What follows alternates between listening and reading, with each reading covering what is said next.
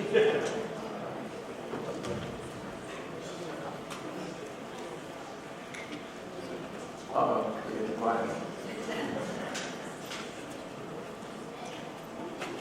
evening.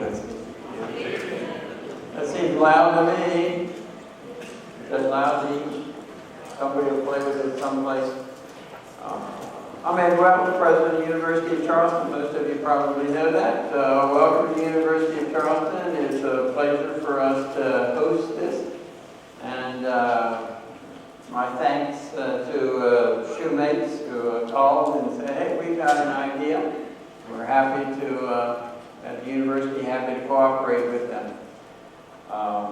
This is going to be a conversation between Eyre and myself about his accomplishments, and I get the happy opportunity to interview him. It's appropriate for us to be talking to somebody who is a writer, because I happen to believe that writing leads to thinking, and that thinking leads to creativity, and that creativity leads to innovation. That's a long way to get to a promo to say the University of Charleston is a home of innovation. So it's appropriate for us to be hosting this event. I encourage you to turn off the things that make noise so that they don't make noise and that everybody else can hear. So thank you for that cooperation. Two other announcements. One, I hope there's the opportunity for you to write questions. And so if you write questions and pass them to the aisles, when we finished asking the questions that I got, we'll certainly entertain yours as well. And you're invited for a very light reception afterwards in the rotunda. If you want to talk with Eyre further. So without further ado, I will ask you to tell us who is Eyre. You grew up in Broad Axe, Pennsylvania, I believe. So does that make you a city guy or a rural guy? What was Broad Axe like, and what was growing up like? It was an urban area outside of Philadelphia.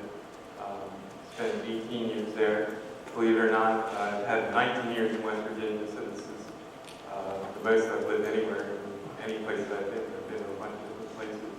I went to Loyola University in New Orleans, and I stumbled through broadcast journalism school. I was the absolute worst weatherman you could ever imagine. I would point to different parts of the country, and I could never get all that. So finally, in my final year at Loyola, there was a professor named Peter Pulitzer, who was a former CBS war correspondent, friend of Charles Carroll. And we had a feature writing class, and as the class went on, we turned in papers, and he actually went out and sold two of my stories to local magazines. I hadn't known anything about it, and he walked up to me and gave me a check for $200 for a 21-year-old guy. That was a lot of money at the time in college. And I said, well, maybe this is something I can do, and actually make money at it. Did he take a percentage? Yeah. You got the whole thing. Yeah, he should have taken a percentage, but it was two magazines, and from there, my first job was in...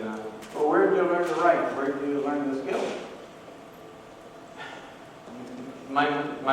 Doing after the Pulitzer, there's a bunch of different people calling, including some local paper called my mom. She said that, I don't even remember this, but she said that I would write sports copy, sporting events, and after Philadelphia games, and actually a friend and I would actually read off these scripts like we were doing a newscast.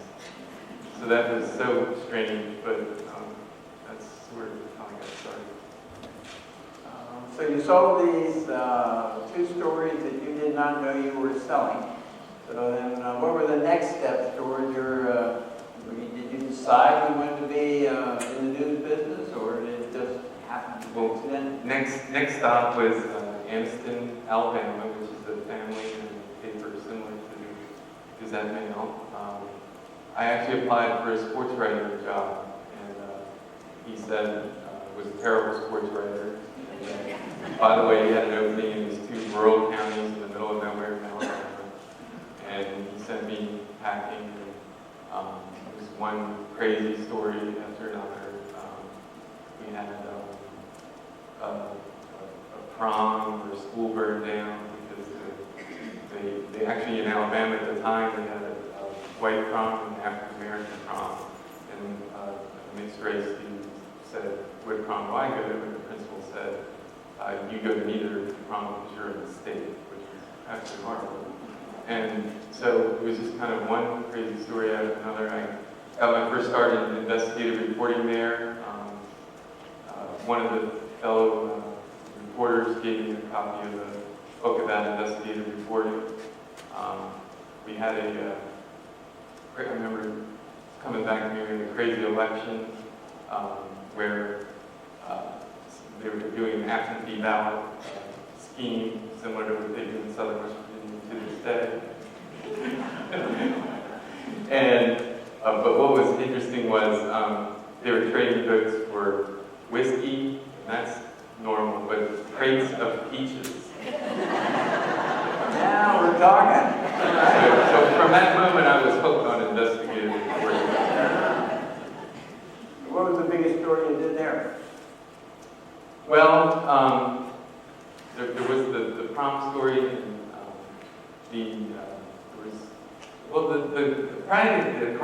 let me go back to the election, the crates of peaches story.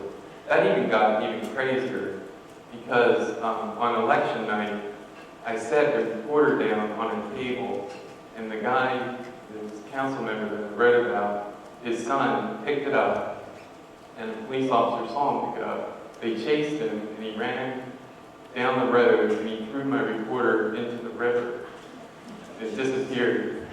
They actually busted the guy, but by the time the trial came up, I was in California. My next job was in California, and when I had to actually, they flew me back to Alabama to testify that my reporter was stolen. And the first thing he said, "Where are you from?" And I said, "Escondido, California." And he turned to the jury and he said, "Escondido, what?" And he was making fun that I was a California boy, a surfer boy, you surf and all this. Well, the guy was not convicted. Acquitted promptly, despite police actually witnessing that. Why did they flew to California? How did they come back? I don't know. I think everybody gets the itch to see California, and we were in our 20s. Probably a lot of you don't know this, but I only spent a year as a reporter in California, and from that point, the next couple of years, I was an ESL instructor for migrant workers. So that was a very different change of pace, but I really enjoyed that. How do you get from there to Charleston, West Virginia? This could be all night. We're going to have to skip a couple steps. It was always going all the way across the country. So it was California, and then back to Pennsylvania, then to Tucson, Arizona, where the son was born, and then to Florida, where I was at the University of South Florida, and then I graduated with a master's at the University of South Florida, and I had 2 job offers. One was at the Charleston Gazette at the time, and the other at the Arizona Democrat Gazette. The Arkansas Democrat Gazette. Okay. And we chose Charleston. What was the challenge or the appeal or the opportunity to come to Charleston? Well, actually, before I came, I read this article about Ned Shelton and sustained outrage, and I said that's where I want to be. This idea of holding the powerful accountable, that kind of thing. And there's been such a great history at the paper, through various organizations that found out. Jim Hawk in his day was a tiger. There's a book about Jim Hawk, the Typewriter Gorillas, where he's featured along with Woodward and Bernstein and all titans of investigative reporting. And Paul Nyden was another name I recognized from Eyre. He was doing great work. So I came here, and one of the things that probably not many people know is we have a test that we give, a grammar and a history test, and a public affairs test. And I came on a Saturday, and I didn't have to take the test. And I think if I would have taken it, I probably would have failed the test. So I wouldn't be here right now. We talked, there were some stories that you got involved in before you started writing about drugs. A couple of those you want to say a word about? Yeah, probably one of the more interesting stories is we did a story about long bus rides that kids took. That was one of the ones that I think accomplished a lot. We actually got copies of bus schedules for every school bus drivers in the state. And some of these kids were on the buses for like an hour and 40 minutes. And then I'm sure there's some people here that might remember the famous pork chop booth story with the floods in southern West Virginia. He was hooked up with a person at the West Virginia Department of Education, and he essentially stole millions of dollars from the state. Jerry knows the test of the story to cover up his worst of the crime. I don't think you guys remember that one. He created fake documents. Then from there, I became sort of broadband boy with the routers. We bought these incredible $20,000 routers that were essentially for universities, and they were putting them in small libraries in Barnett. And then the meth, I was doing meth for a while, meth labs, and then sort of set the stage for the opioids. Is the opioid story one you wanted to do and you were thinking about it or doing some preliminary stories, or is just an assignment that came along for you? I kind of stumbled into it.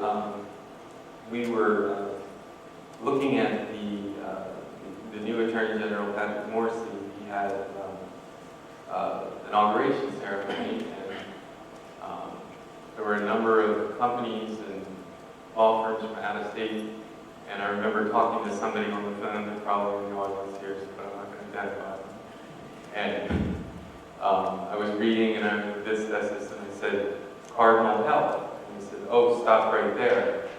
And from that point, we were able to put together that there was a lawsuit that had been filed by former Attorney General Darryl McGraw against Cardinal Health and some others. And we learned that the Attorney General, at the time of the new Attorney General, who was just reelected, that he was a former lobbyist for the trade association that represented Cardinal Health, and also that his wife was a lobbyist for Cardinal Health.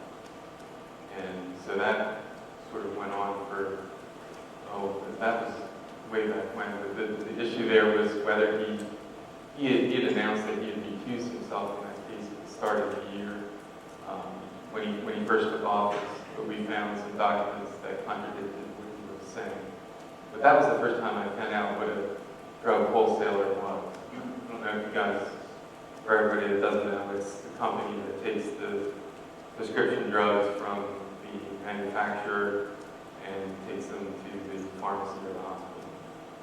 There's several aspects of this, excuse me, that are interesting. First, say a word just about the volume of oxycodone and hydrocodone, and what you found in terms of how many pills are being shipped into West Virginia and sold. Well, that was the startling thing, and we were able to put a number to it.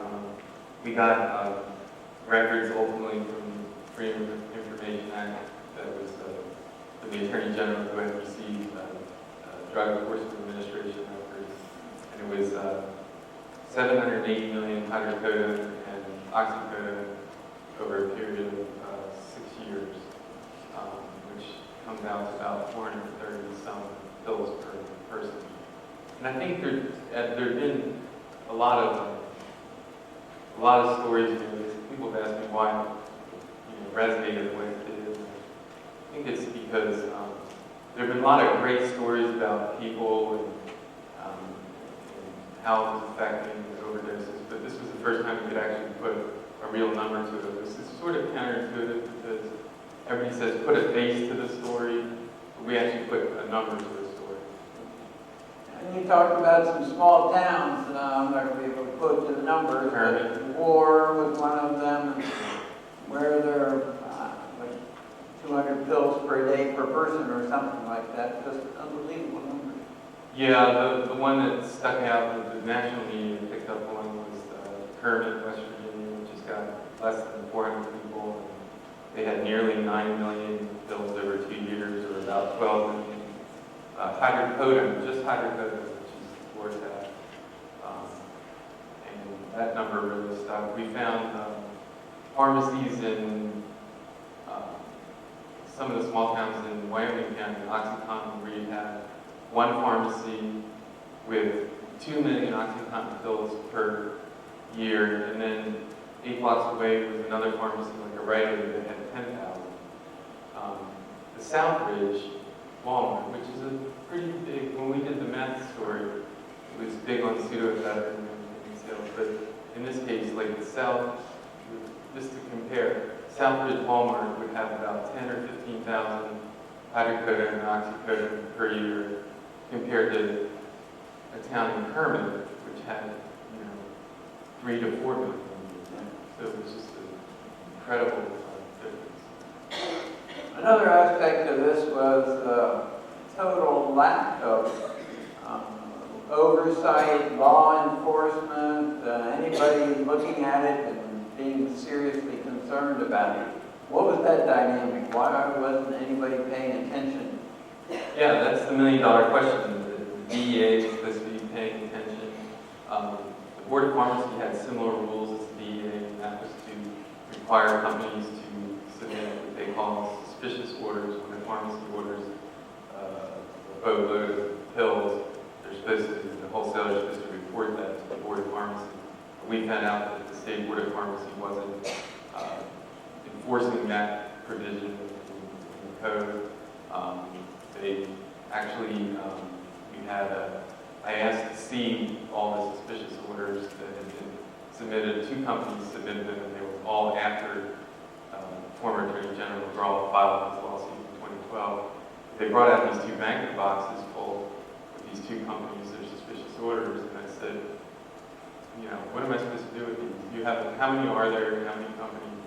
They said, we don't know. And I said, what do you mean you don't know? And they said, we don't know because we don't do anything. And I said, you don't investigate? No, you don't do anything with these forms. And I said, they're just on the shelf. And I said, they're just on the shelf. So I proceeded to count them all up, and there was something like, I had to hand count them, and there was like 7,000 suspicious orders that nobody had paid any attention to. How do you find yourself feeling at that point? Were you dumbfounded, upset, just shocked? How were you feeling as you were uncovering the story and getting a response like the one you just reported? Yeah. Well, we knew when we got the DEA data that we had something that nobody had before, and that was every single hydrocodone and oxycodone shipment to every county in the state, and also that was by company, and then also the total of every pharmacy, every shipment to every pharmacy. And when we looked at it, the numbers were just striking.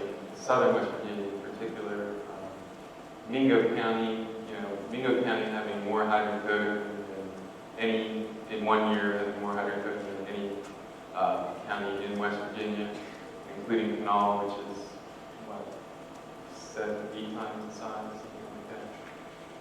You just saw these just booming, loading, and these incredible numbers of pills. They were saturated with pills. And then when you line that up with the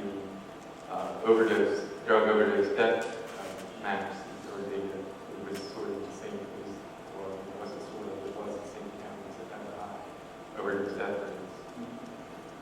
Well, one of the terrible consequences were the overdose death rates. So you want to say a word about that and the numbers that you found? Was it 1,763 or something?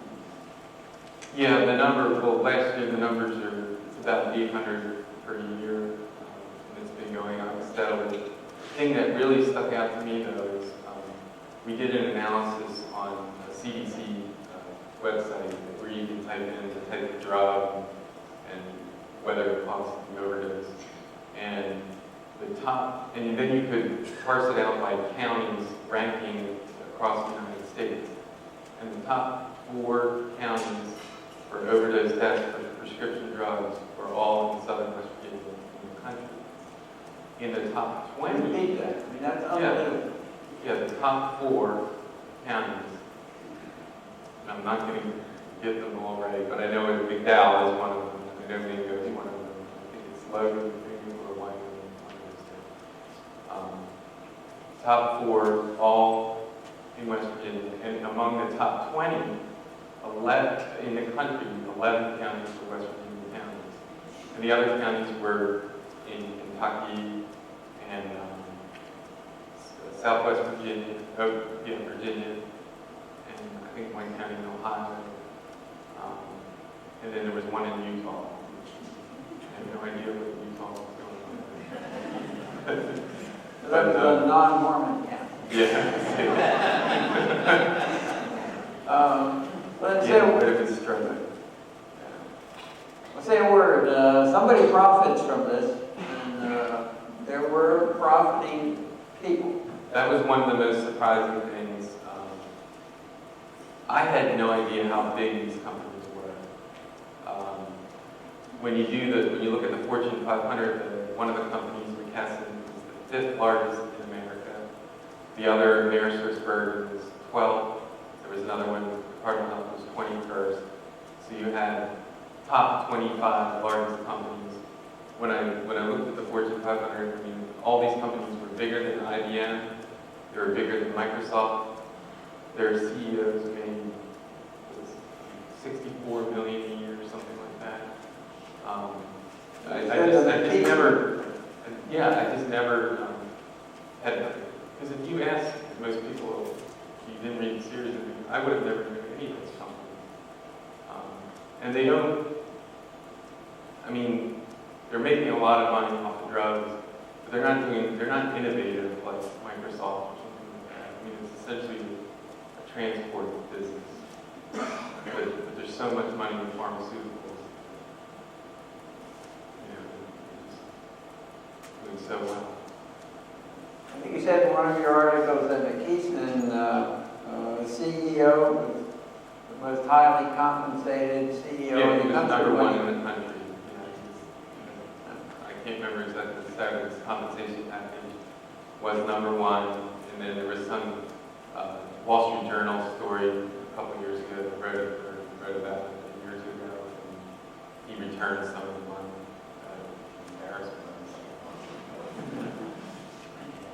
And one of the consequences of all of this is the use of stronger drugs. The pills were made stronger as it went on. Say a word about that. Yeah, that was in the DEA data. We actually got some emails from a guy at the DEA named Kyle Wright, and he was one of the diversion experts over there. And he's since been reassigned because he wasn't supposed to be doing this information, and the surgery wasn't supposed to be given to us.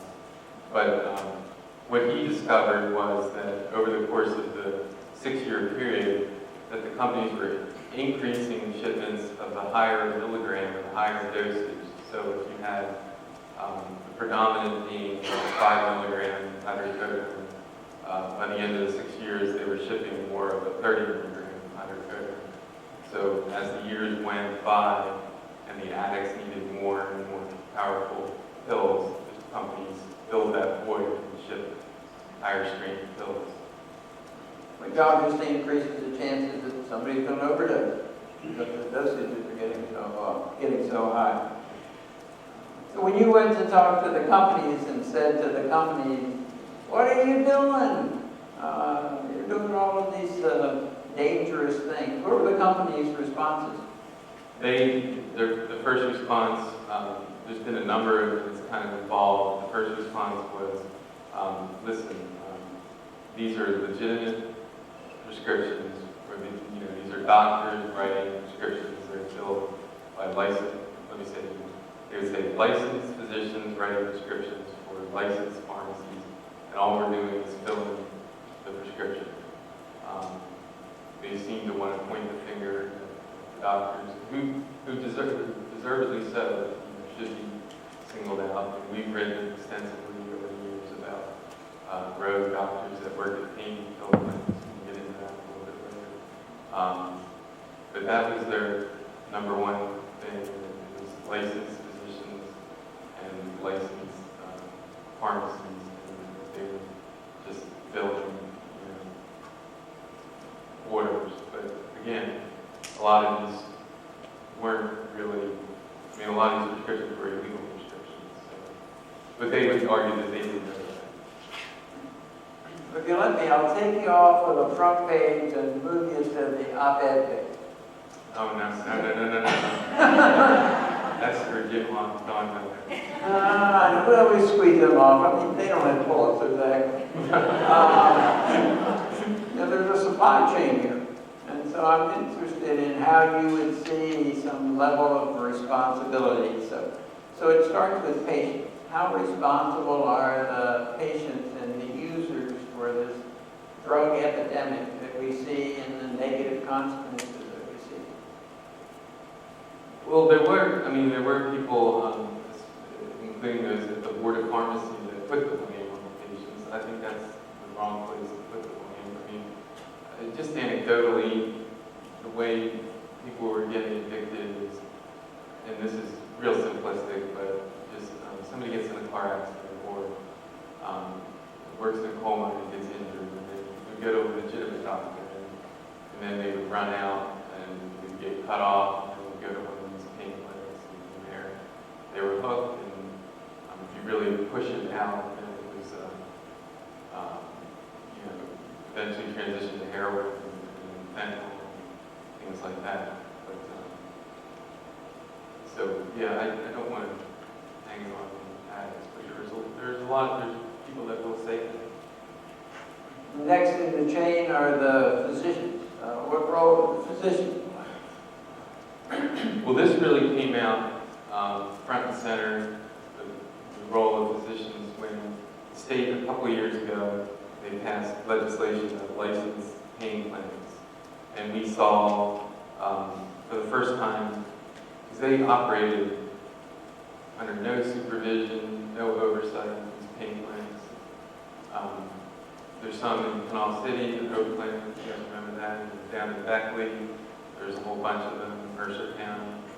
And essentially what these were just places where people could pay $200, walk in the door, not even see the physician. We got reports back from the state office of facility licensure where they would go in, and they had one, like the Hope Clinic, they had special machines that the doctors weren't even there, and they were churning out hundreds of prescriptions an hour, stamping them out with the name of the physician on them, but they would never see a doctor. Some of them wouldn't even get their weight, their pulse, and all that stuff, vital signs that you can do that. So you had these rogue doctors running rampant. That has been clamped down on and has been squeezed down, and I think a lot of that is the reason for the transition there. Some doctors were clearly innocent assistants, meaning administering painkillers to somebody after surgery. I know I've heard doctors say about the ways in which they tamp that down and underprescribe sometimes so that people won't get hooked. And other doctors are fully cooperating and running the clinic. Just a little reminder, we have a school of pharmacy. What is the role of the pharmacist? Oh, boy. Well, this was what, I'll tell you what was interesting about the pharmacies is it wasn't the Rite Aids, it wasn't the Walgreens, it wasn't the CVS. It was these small, independent, mom-and-pop pharmacies. And the people that owned them wielded tremendous political power in the counties where they were operating. So they were sort of untouchable. They also had strong connections to our board of pharmacy. You know, it was sort of, our board of pharmacy was made up primarily of independent pharmacists, so we're sort of regulating their teams. They were their colleagues. So you had the small independents churning out 1 million to 3 million, dispensing 1 to 3 million hydrocodone and oxycodone pills a year. It's just hard to imagine that was for legitimate medical needs.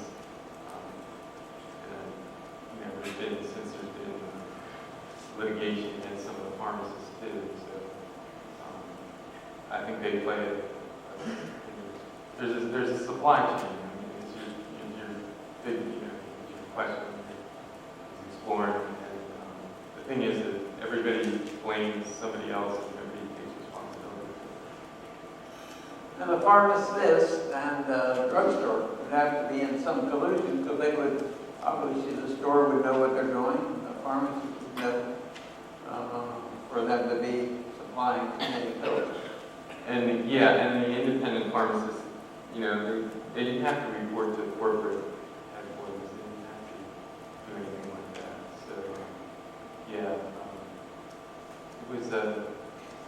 it was shocking to see some of what was going on in these small towns and just a couple other people. How much responsibility do you place in on the drug companies? You're talking about the manufacturers, like Purdue Pharma? Right. Yeah, I mean, there's the other, that's the high end of Virginia. Purdue Pharma's paid over $500 million in fines. I think it's probably more than that. They marketed oxycodone as safe and not addictive. And doctors went along with that for years. Well, we know that that's not the case.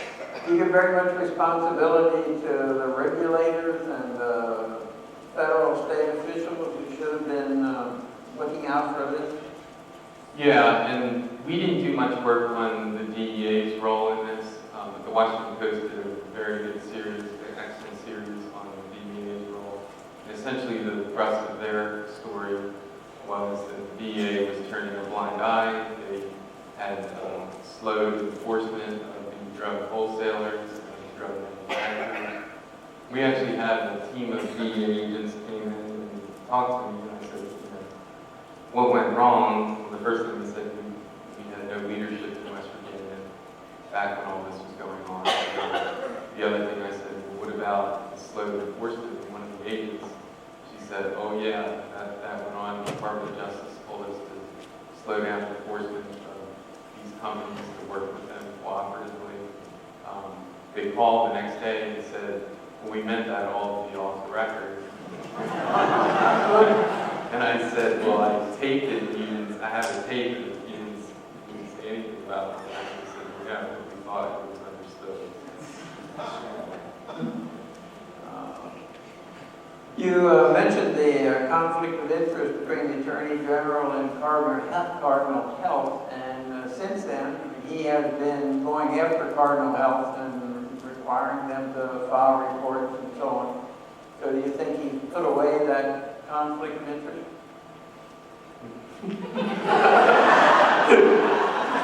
We're still on the op-ed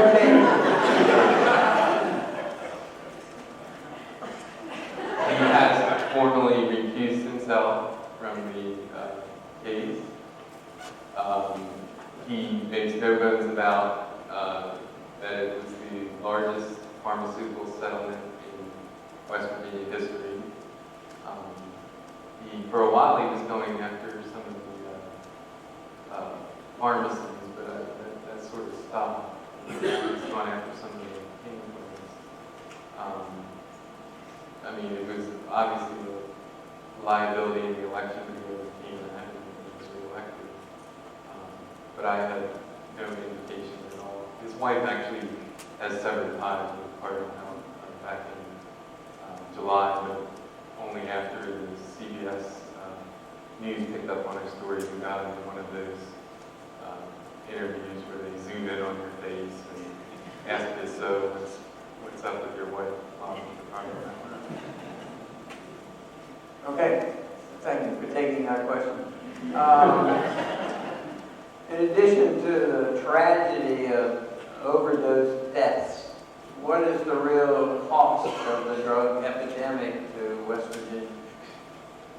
They estimate the cost is, you're talking in dollars? Well, dollars and the other social consequences of having the epidemic. Yeah. Well, last week we were at the Charleston firehouse, station number 2. Every paramedic I talked to said that they were just worn out. It's costing, I think it's $5,000 to $12,000 per overdose cost to the state. You multiply that by 800. There's also this emotional and mental thing where they were worn out. They were getting called out to the same person 3 times in one day. They're getting calls of pregnant women who overdosed and died. They want some sort of end to this. And, they say it's, hurting their ability, for people who have, heart attacks and chest compression. The typical responses that they would do is just sucking all those resources and taking them away. And the problem is not, it's just getting worse and worse. We said, I think the last count was 864 overdoses, which were already number 1 in the nation for drug overdose death rate. And this is a record high this year. And I already saw the numbers, last year. I already saw the numbers for the first couple months of this year, and they're staggering. And Cabell County in particular is getting really hit hard. Any of you have questions? You want to write them out, pass them over? Be happy to take questions you might have. Having been so immersed in this story, and I don't know how you can get in without being really immersed because it's such a tragic and personal story all at the same time. How do you feel about it? Are you angry? Are you sad? Are you frustrated? Or what emotion do you have as a writer? When you mentioned personal, because I saw some of my neighbors are here, we actually had to deal with this as a neighborhood. A couple of years ago, we had a couple that got, and we're up in Charleston's west side of Edgewood area, and all my neighbors know all about this. It was terrible for 2 years. We had a couple moved out, their son, who was a heroin dealer, moved into the house. And over the course of several months, they had, all of a sudden, these people started showing Michigan license plates from Detroit, and it became this center of this Taco, the Taco Bell idea, where we had a shared driveway, and there were cars were coming in and out, left and right. They made all sorts of nasty remarks to us because all of our neighbors, because we were calling the police constantly. They would come in, shake them up a little, and then they would leave for a couple of days, and then they would come back. And it ultimately they did make pick up sort of the ringleader of it, and he was put in jail, which then allowed the foreclosure of the house.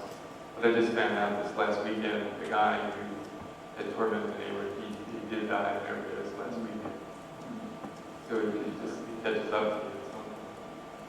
Okay, I'm going to push you again. Are you sad? Are you angry? Are you frustrated? Do you want to do more with it? You have your own set of real feelings about what it is that you're writing. I definitely want to do more. And since the Pulitzer has kind of put me in a weird spot where I want to do all the reporting, but I've been doing a lot of traveling lately. The one issue that has been troubling to me is this disconnect when, and again it was reminded last week at the firehouse, person overdoses, and let's say they give them Narcan or naloxone and they survive. Well, they just wake up. They just wake up. They don't go to the hospital. They don't go to CMC. They just wake up and say, "I'm fine." They don't go to the treatment. So then they come back. We just learned actually an hour before. I still haven't even done the story, so hopefully there aren't any media to pick this up. But of the 24 overdoses that they had in Huntington last August, there's a report out that shows that not one person was referred to treatment of the 24 who overdosed. And I don't know how you do that. You can't force somebody into treatment. There seems to be a real disconnect there. And that's one area that I want to get a lot more information about. When you're doing a story like this, is there any conflict between your wanting to be certain that you are objective and yet the passion that you feel about the story? I think every story we have like that, we all bring our own biases to every story. I think that's a good thing when reporters are passionate about the subject. It goes back to we talked about the beginning and children, and sustained outrage, and staying on a story, and chipping away at it, and hopefully finding some sort of solution. You're not going to ask about solutions, though, right? You say that, we're still working on that part. So I just want to share with everybody the Pulitzer statement, which says, "For courageous reporting performed in the face of powerful opposition to expose the flood of opioids flowing into depressed West Virginia counties with the highest overdose death rates in the country." That is why Eyre won the Pulitzer Prize.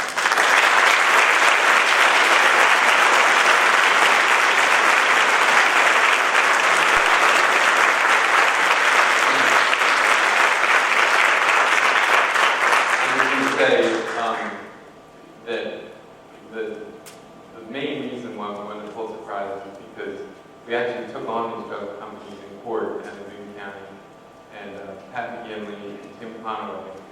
Pat said WVU, he's in the audience somewhere. I just said he's coming. Oh, there he is.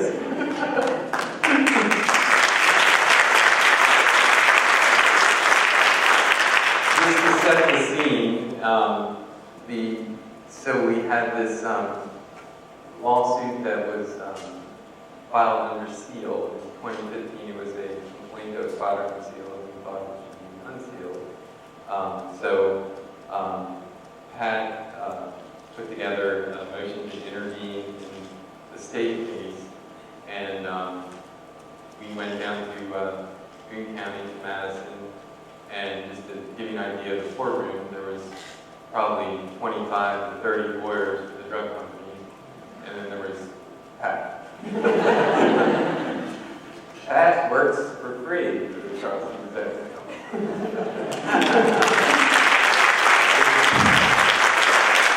On the other side, they don't work for free. They each had a lawyer, local lawyer. They had corporate counsel. They had, seemed like somebody from Washington or New York. But at the end of the day, Pat and Tim successfully made the arguments that this was a public health hazard, and deserved, public deserved to understand what the allegations were in the lawsuit. And we prevailed in court on 2 occasions, once against AmerisourceBergen and some other companies, and against Cardinal Health. So, tremendous fight. One of the awards we won for the First Amendment is where singling them out. I actually really didn't do much more than enter a couple stories, and then I actually entered every single filing that Pat had filed. It was like 300 and some odd pages that we had put together. And just the way that sort of resonated with people.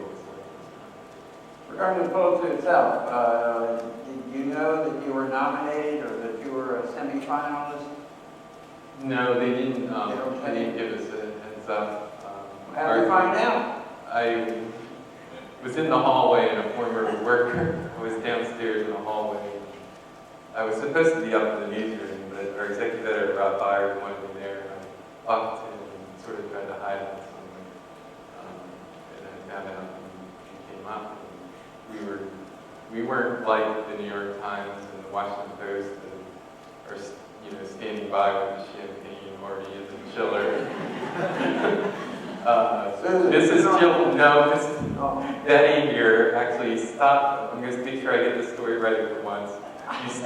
You were at home, and you stopped at Rite Aid, and you got the champagne.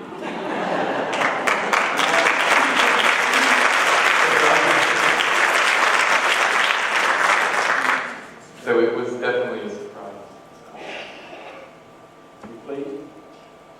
Please? Are you pleased? Yeah, certainly. Okay. That's a little excitement. And when do you pick it up? This Monday, this upcoming Monday, they have a small ceremony. I'm not really sure what goes on. Somebody said they give you a medal, but I think that only goes to the public service men. But it's very subdued. I've heard that they'll mix you up, so we'll probably be sitting with a composer or a poet or something like that. We have a small little delegation. Good. I suggest you show up. That'd be cool. I actually had an award ceremony once in investigative reporting that I couldn't find the location for this ceremony for investigative reporting. Somebody will take care of it and make sure it gets it. Okay. They're watching my back. Have any individual officers of drug manufacturing companies been prosecuted like Don Blankenship was? They have not been. Typically what happens is they fine them. I've seen fines anywhere from $80 million to $100 million, which for the size of these companies, that's a drop in the bucket. There's never been a person criminally charged. Did you ever feel threatened because you were pursuing the story? Not really. I felt pressure though. Like when we met with Amerisource Bergen, they called and said, we look forward to meeting with your team. And I said, oh my gosh, I don't have a team, I am the team. And they brought like 5 or 6 lawyers and a bunch of rooms, but executive editor Rob Myers, who joined my team and came with me to hold my hand. Congratulations to you in the paper. Why West Virginia? Why is West Virginia, a small state, the poster child for this? Why southern West Virginia is the epicenter? Sure. I think economics drives it a lot. This lost idea of hopelessness. There's no jobs. There's not as much to do in the big cities. People, opioids are so powerful that when you're not getting any other pleasures, you get this euphoria from the opioid. So I think that all sort of plays together. But I think economics is a big drive. Depressed Southern culture. Somebody wants to know a little bit more about what made you start the project in the first place. Well, I think we went over that mostly. It was the Attorney General's relationship with Cardinal Health. From there, it just snowballed over a couple of years.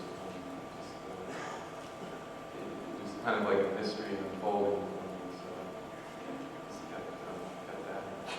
Talked about the delegation that came to see you. Someone wants to know, did you have any interference from the Attorney General's office or anybody else?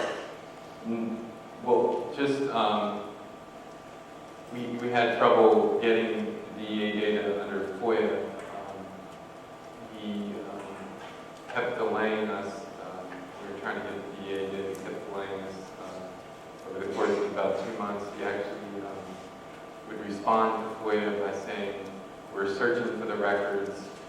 And So what's FOIA? People Freedom of Information Act. It's a law that allows you to get public records, emails, things like that. And so we were trying to get the DA in, and Pat actually came up with a really good idea. So he said, well, FOIA then file a Freedom of Information Act for them, asking them to see a record of their search. They had actually started the search, which they didn't have. And then, but at the end of the day, about 2 or 3 weeks before the election, he turned over all of the DEA did, everything, which I was really surprised. And to this day, I'm not sure exactly what was going on. My only speculation is I know that the election was very heated. He was being accused of being sort of a quote-unquote tool of the pharmaceutical industry. So I don't know if that played into it, but at the end of the day, he did comply with it. Yes, Liz? Trying to save this one little set there, so we can do that. Let me see. Can the West Virginia Board of Pharmacy be held accountable for not policing the pharmacy orders? Their rationale, when I talked to them, they have an entirely new board from the board that was there back at the time when we, during the time period that we wrote about all this stuff that's going on, which was primarily 2007 to 2012. They're appointed by the governor. He could remove it, but there's actually a whole new group in there. And it's the point of me saying that we're trying to fix it. Is there any way to gauge what impact your reporting has had on public opinion? On public opinion? Yeah. Public attitude, people's concern? I mean, I think people knew it was a big issue. Everybody knows, everybody's been affected some way. I don't think it's had that big of an impact. I mean, we all know it's a huge problem. I mean, it's, every election is the politicians are number one priority. So I think there's a lot of public awareness about it. If it were up to you, what punishment would you dish out against physicians, pharmacists, companies? That's not for me to decide. I mean, there have been, there have been physicians and pharmacists that have gone to jail. The U.S. Attorney's Office, they don't get big sentences, but here in Charleston, we had an owner of Trevelyan's that got, she served jail time for about 6 months. So there have been punishments. Not as significant as you would think for what went on, but they have faced consequences. Have the small town mom and pop pharmacies been exporting opioids to out-of-state users? There was a case of one in Lincoln County that had a mail order business. They were shut down, and I think he faced an indictment, or he has been indicted. Yeah, there's been some ways that it's been harder to do the mail order stuff anymore. Years ago, that wasn't a real problem. Do you plan to write a book about your interesting experiences? Seems to me to be on a par with a Shakespearean tragedy. That's pretty lofty. That would be something I would consider at some point. Right now, I want to get back to writing more daily and weekend stories about the issue. There's been the problem with writing the book is there's been some incredible books that have already been written. One's called Dreamland by Sanford Jones. So you have to come up with something different. He actually did a book that actually touches on Huntington in Portsmouth, Ohio, which he calls Ground Zero for the opioid epidemic. lawyers cite Kermit as ground zero. It seems like every case that gets filed is ground zero. What's involved in winning the Pulitzer? Do you get a promotion? Do you get money? Ask the editor. You get a medal? You know, I don't know for sure. I think there is a cash prize that was increased by $5,000 this year. So that's interesting.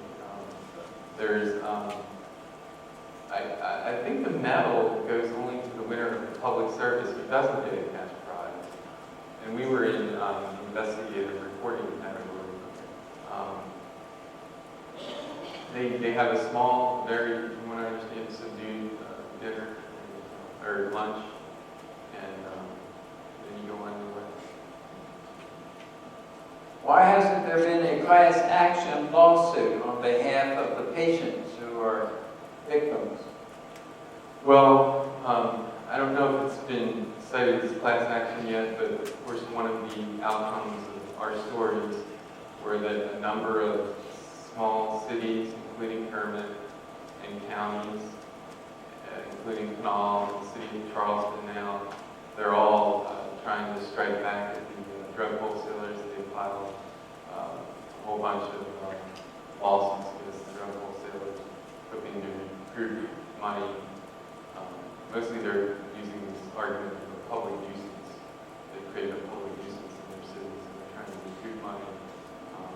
The state settled for $36 million for 2 companies, and they have one, the estimate is still outstanding. If you do the math, it might be about 18 million. But now all these cities and counties, and there's also cities across the country that are filing suits against the manufacturers, and an Indian reservation filed a suit against drug wholesalers companies. So there is trying to recruit some decent citizens. And they're putting, the state had a legislation this year that took the drug settlement money and put it toward treatment deaths. So it seems like it's going in the right Last week was a busy week. Secretary Tom Price was here. Attorney General Jeff Sessions was here in Charleston. So this person wants to know, do you believe this current epidemic should be taunted as a public health issue or as a law enforcement issue? Oh, absolutely, public health issue. There is a law enforcement component of it, but I think the current administration has gone to the pendulum of the lock them up. They're getting rid of their, where they're talking about defunding the Office of Drug Control policy, which is where all the administration, the White House is housed for drug policy. And then of course with the getting rid of the Affordable Care Act, which prompted the upwards of 50,000 West Virginians that would no longer have access to substance abuse treatment. If marijuana were legalized for recreational use, breaking the user's relationship with dealers, do you think that would reduce the use of more dangerous drugs? I hear both sides on that one. I'm not going to made up my mind on that. You hear the one side of the gateway and the other. I just, I don't know enough about that to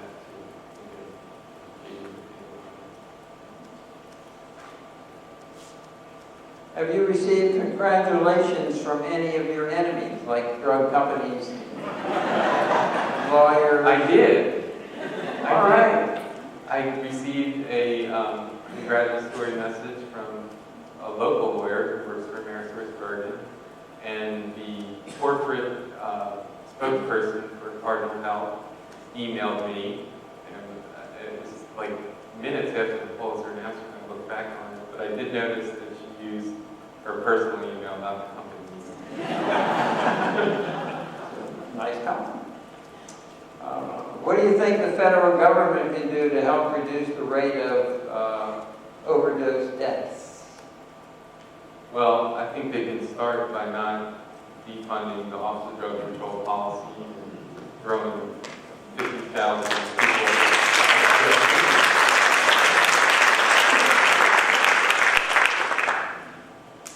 Well, what everybody wants to know is something we already talked about before we came out here. That present question you told me not to ask. So I'm not going to ask you what your prescription is to solve this problem. Obviously, it's very clearly extraordinarily serious problem. It's a very complex problem with lots of different angles to it. So maybe you want to think through the different contributors to this. Are there some steps you think might be effective in trying to reduce use, reduce pill spread, reduce some of the negative outcomes?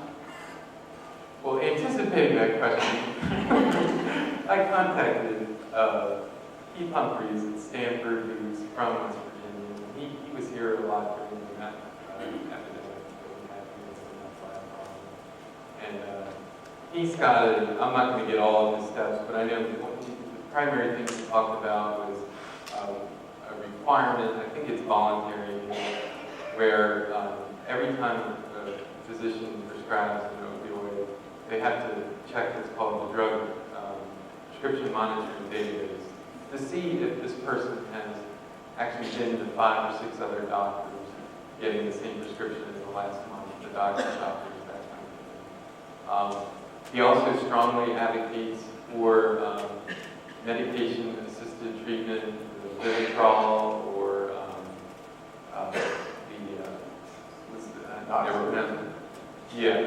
that's the same thing, or buprenorphine, or Suboxone.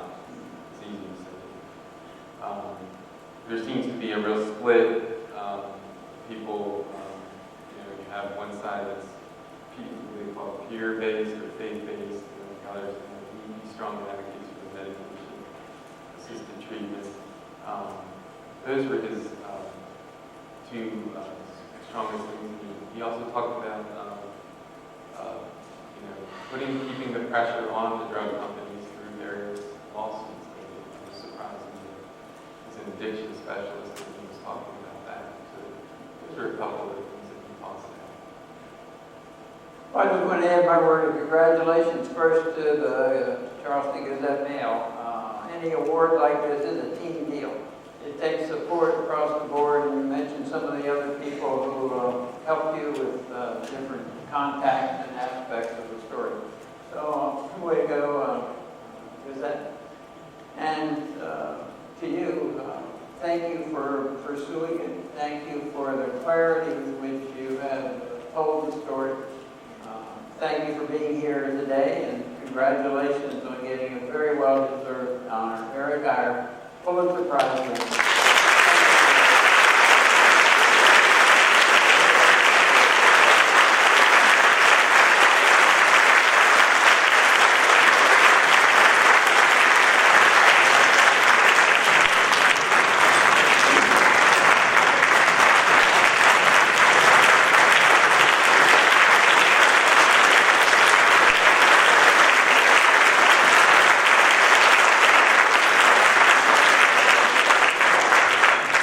That says it all. Please join us for a reception if you wish then to have further conversation with Eyre. Thank you all for coming.